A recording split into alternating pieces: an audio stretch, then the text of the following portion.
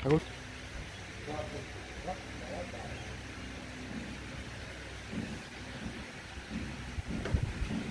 বসতে দেরি হলো, আমি এখনই আসা করছি।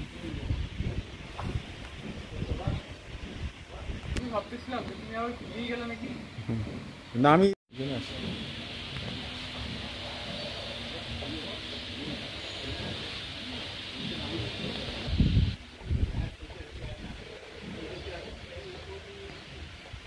ঘুরোচ্ছো তুমি? না না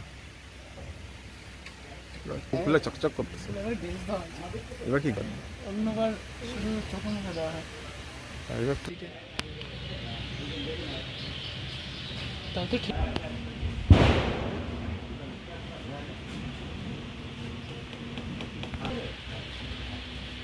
অমিত ঠাকুর চেহারা আগে থেকে খারাপ হয়ে গেছে।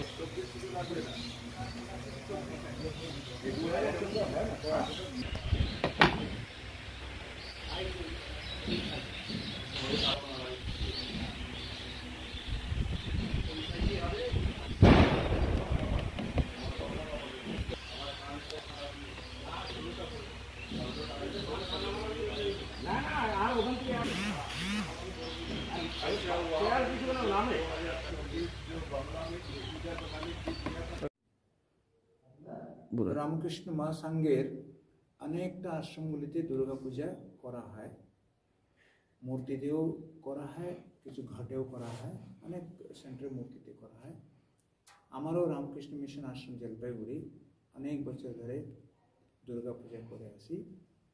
তো এই বছরও আমরা খুব গ্র্যান্ড ওয়েতে বাইরে প্যান্ডেল করে আমরা করছি। এবারে দুর্গাপূজা 8 তারিখ থেকে 13 তারিখ অবধি অনুষ্ঠিত হবে। 8 তারিখ পঞ্চমী থেকে শুরু হবে, 13 তারিখ দশমী শেষ হবে। তো প্রত্যেক দিনই আমরা এখানে এক্সপেক্ট করব হিউজ ক্রাউড। সপ্তমী, অষ্টমী, নবমী দিনে আমাদের প্রসাদের ব্যবস্থাও থাকবে ভক্তদের জন্যে।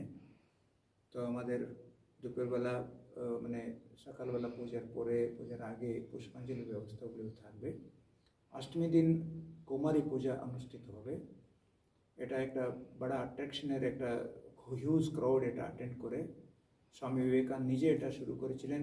উনি ওনার জীবন চরিত্রে পাওয়া যায় উনি অনেকবারই কুমারী পূজা করেছিলেন। তো কুমারী পূজার উনি এটা শুরু করার উদ্দেশ্যটা হলো মাতৃজাতিকে সম্মান দেওয়া।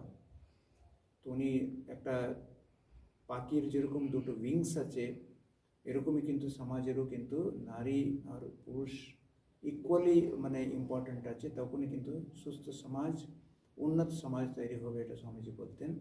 আর উনি এটাও বলছেন প্রাচ্য আর পাশ্চাত্যের ডিফারেন্স এটা হলো, প্রাচ্যে মানে আমাদের দেশে নারী হলেন মাতৃস্থানে থাকেন, আর পাশ্চাত্যে যে সে ওয়েস্টার্ন কান্ট্রিজে উনি একটা ভোগ্য বস্তু, উনি একটা স্ত্রী এভাবে দেখা হয়। তো এখানে স্বামীজি কিন্তু পুরুষ জাতিটাকেও নারী জাতিকে বেশি সম্মান দিয়েছেন। ওনার অনেক চিঠিগুলিতে এটা উল্লেখ পাওয়া যায়। উনি যেরকম পদদলিতের মানুষের কথা বলেছেন, গরিবদের কথা বলেছেন, কিন্তু ওর সঙ্গে কিন্তু এই নারী জাতির উত্থানের কথা, ওদের এডুকেশন, ওদেরকে কী করে আপলিফ্ট করা, এই কথাগুলি উনি বারবার বলছেন। শ্রীরামকৃষ্ণ দেবের জীবনে ওটা পাওয়া যায়। উনি স্বয়ং ওনার পত্নী সারদা দেবীকে পূজা করেছিলেন মাতৃরূপে। তো এটা অষ্টমীতে এটা অনুষ্ঠিত হবে। নবমীতে আমাদের হোম থাকবে, সন্ধি পূজা থাকবে। দশমীতে বিসর্জনের আগে আমাদের সাংস্কৃতিক অনুষ্ঠান থাকবে, কালচারাল প্রোগ্রাম। এখানে দুর্গা রূপিণী মা শারদা বলে একটা অনুষ্ঠিত হবে এবার। তো সবাইকে আমরা পূজাতে আনন্দ করার জন্য আহ্বান করছি, অ্যাটেন্ড করার জন্য আহ্বান করছি।